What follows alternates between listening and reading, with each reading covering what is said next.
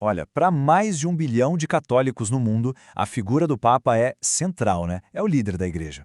Mas a gente já parou para pensar de onde exatamente vem essa autoridade? A tradição aponta lá para trás, para o apóstolo Pedro. Ele teria sido o primeiro Papa. Então, nesta nossa análise, a gente vai investigar a fundo se as Escrituras, se a Bíblia, realmente sustenta essa crença. E a questão que guia toda a nossa conversa é essa, bem direta ao ponto. Só que a resposta é bem mais complexa do que parece. Ela depende totalmente de como a gente interpreta textos que foram escritos, poxa, há quase 2000 anos. Ok, para a gente entender a base do papado, não tem outro jeito. Precisamos ir direto na fonte. E tudo, absolutamente tudo, começa com uma passagem muito específica lá no Evangelho de Mateus. Essa passagem se tornou literalmente a pedra angular de toda essa doutrina. A base do pensamento católico é basicamente esta. Jesus não apenas fundou uma igreja, mas ele também teria estabelecido uma estrutura de liderança com Pedro no comando. Essa é a premissa fundamental, o ponto de partida. E aqui tem um ponto que é crucial. O título Papa, do jeito que a gente conhece hoje, é uma coisa que se desenvolveu bem depois na história do cristianismo. A palavra em si não aparece nos textos bíblicos. Por isso, a crença se baseia na interpretação de um papel e não num título literal que está lá, preto no branco.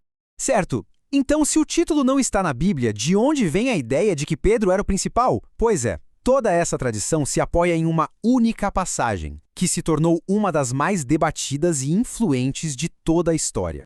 E aqui estão as palavras que sustentam séculos de tradição.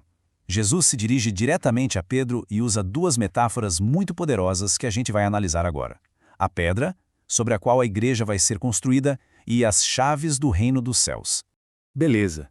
Então, como a Igreja Católica interpreta essas palavras? Vamos decodificar os elementos que formam a base da autoridade do Papa. O ponto central aqui está num jogo de palavras no grego original do texto. O nome de Pedro é Petros, que em grego quer dizer pedra ou pedregulho. Em seguida, Jesus diz que vai construir sua igreja sobre esta pedra, que significa uma rocha maciça, uma fundação rochosa. Para a visão católica, a conexão é direta e totalmente intencional. Pedro, o homem, é a fundação da igreja. Essa interpretação, então, se baseia em dois conceitos muito fortes. Primeiro, Pedro é a rocha, a base visível e sólida da igreja aqui na Terra. Segundo, as chaves. Elas não são chaves de verdade, claro. Elas simbolizam a autoridade para tomar decisões doutrinárias e para governar a comunidade dos fiéis. E isso leva a gente para um conceito essencial, a sucessão apostólica.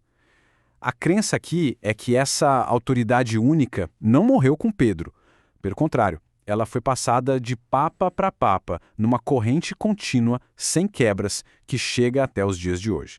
Acontece que essa não é a única interpretação possível. Outras tradições cristãs, especialmente as protestantes, olham para essas mesmíssimas palavras e chegam a uma conclusão bem diferente sobre o que ou quem é a tal rocha.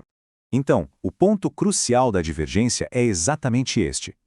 A interpretação alternativa defende que a rocha fundamental não é a pessoa de Pedro, mas sim a sua declaração de fé, aquela que lhe fez momentos antes.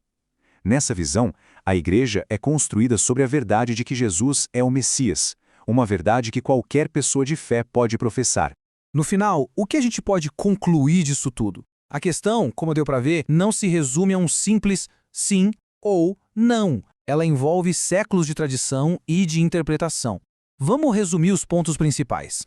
Resumindo a ópera, o título Papa não está na Bíblia. A autoridade papal vem da interpretação de Mateus 16, e é justamente o significado da rocha que está no centro do debate.